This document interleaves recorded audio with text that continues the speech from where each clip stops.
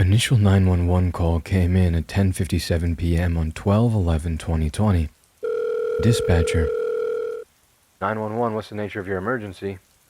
Caller. I don't know. I mean, I don't know if it's an emergency, but could you please send someone? Do you need police, or is this a medical emergency?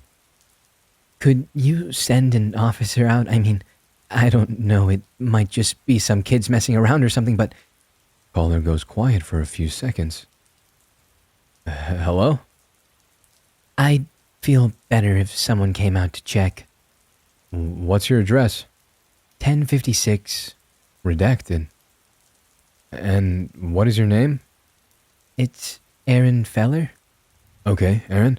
I have officers on the way. What's going on? Well, I was calling my dog in from the backyard and she was growling at something out there. I couldn't see what it was, though. I finally got her to come inside, and the second I closed the door and locked it, something smacked into the glass window. Not hard enough to break it, but it was hard enough to rattle the door. What time was this? About 5 minutes ago. Were you able to see anyone? No, there's blinds on my back door and they were down, but I heard the doorknob jiggle a few times before I called you. Caller tries to quiet her dog, who can be heard growling. I yelled that I was calling the police and the noises stopped, but like I said, it could be some kids, but I don't know. Okay.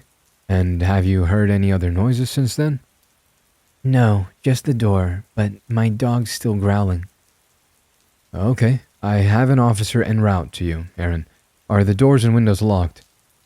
Yes, they're locked. All right, an officer should be out to you shortly. Stay inside and keep the doors locked until the officer arrives, okay? Okay, thank you. You're welcome. Call ended. Officer Collier was dispatched to the location. He saw no signs of any persons around the property. He did note that the dog was still anxious and growling at the back door. He advised Miss Feller to keep her doors locked and call if she could see or hear anything else. 911 call came in at 1:27 a.m., 12/12/2020. Dispatcher. 911, what's your emergency? Aaron Feller. It's me again. Can you send an officer back out, please? Caller is in obvious distress and breathing rapidly. Is this for 1056, redacted? Yes, someone was just looking in through my front window. Can you just send someone? I have an officer en route to you. You said you saw someone looking through your windows? Yes, I was in bed, but Ginger, my dog, ran to the front door, growling. I pulled up the blinds a bit, but didn't see anything at first.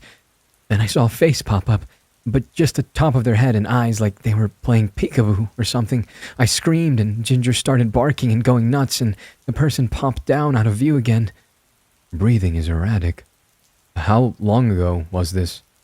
A few minutes ago. They popped up again just before I called you, but they went back down under the window. I'm in my bedroom now. Did you recognize the person, ma'am?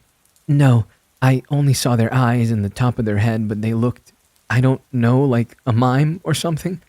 A mime? Yes, white makeup on their face and head.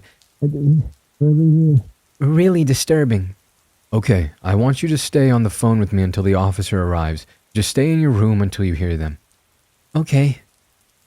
Does your bedroom door have a lock? Yes, it's locked. Dispatch stayed on the line with Miss Feller until officers arrived. Officers arrived and announced themselves 11 minutes later, and the call was terminated. Officers Copland and Laurie arrived on scene to find Aaron Feller in great distress. Miss Feller claimed to have seen a mime at her door. Officers noted that Miss Feller did not seem to be under the influence of drugs or alcohol. Miss Feller seemed anxious, but lucid. Miss Feller pointed out to the officers where she'd seen the suspect peering through her window. The glass had no visible marks on it other than a smear of white paint. Officers were able to see two impressions in the dirt just underneath the windowsill outside the laundry room. Officers stated that the impressions looked as if someone had been standing barefoot on the tips of their toes. Officers checked the area and the field surrounding the home and found a trail of footprints leading away from the home to the woods behind Mrs. Feller's home. When followed, the footprints seemed to be erratic and moving around in zigzag patterns. The prince stopped abruptly at a large tree, but there were no signs of any person in the tree. The footprints looked to be made by someone who was barefoot and walking solely on their toes. Officers checked the woods, but found nothing of note. Officers spoke with the closest neighbors a half a mile down the road. The neighbors stated that they hadn't heard or seen anything out of the ordinary. Officers reminded Miss Feller to keep her doors locked and advised her to call back if the person or persons returned. 911 call came in at 3:41 a.m. on 12/12/2020.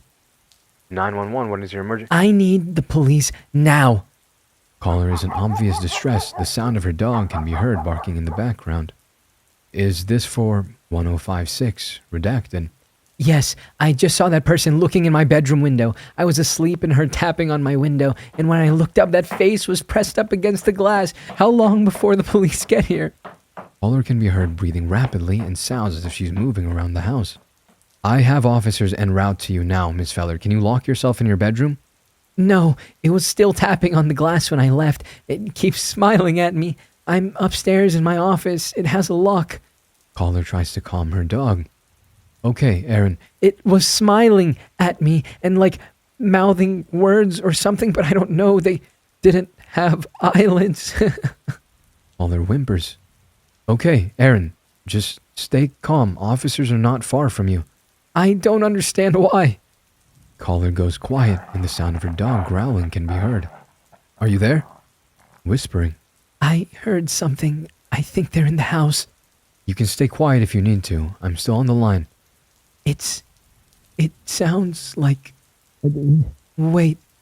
A muffled metallic sound can be heard, followed by a scream and barking. Oh my God. Caller screams and sounds to be running. A door slams. Ginger, come here.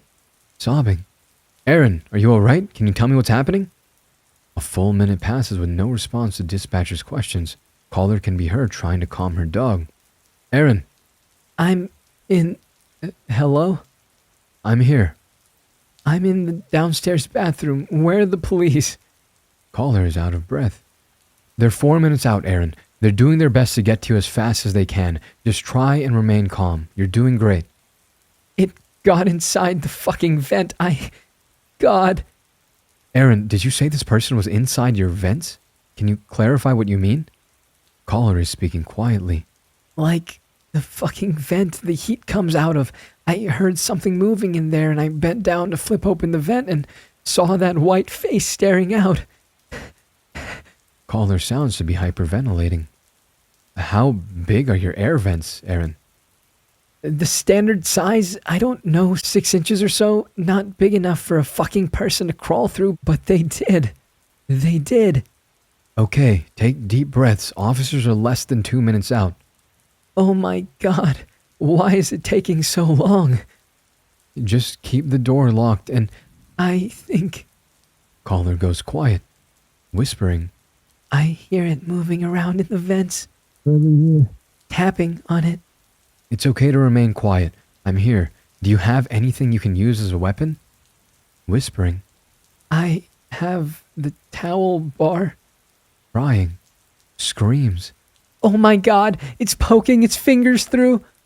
A door slams, followed by screams and high-pitched laughter. Caller sounds to be running. Laughing grows louder, almost mechanical in nature. Call ends. Officers McQuarrie and Pape arrive on scene approximately 56 seconds later. The front door was opened prior to their arrival and there were obvious signs of a struggle throughout the home. Officers called out to Miss Feller but did not get a response. Officer Pape found the dog in the downstairs laundry room staring into the air vent and whimpering.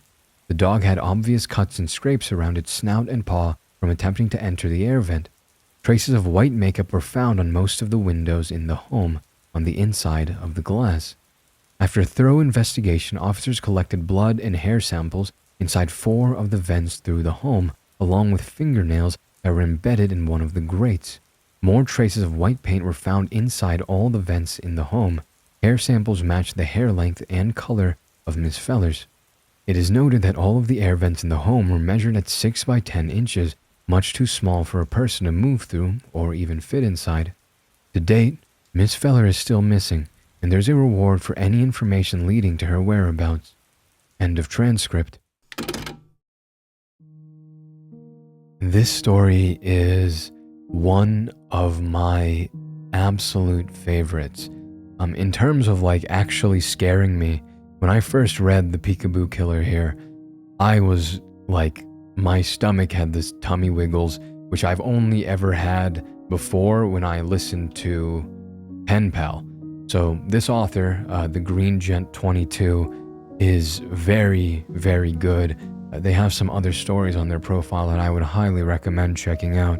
And The Peekaboo Killer here is probably the most scary horror story I've ever personally read, and I am beyond grateful that the Green Gent allowed me to adapt this story, and I hope that I did it well, because with the transcript format it was a bit of a newer thing for me, so I hope my creative take on it was good.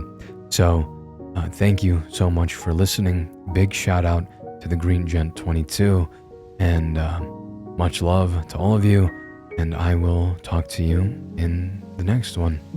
Ego Volt Anima Vestra.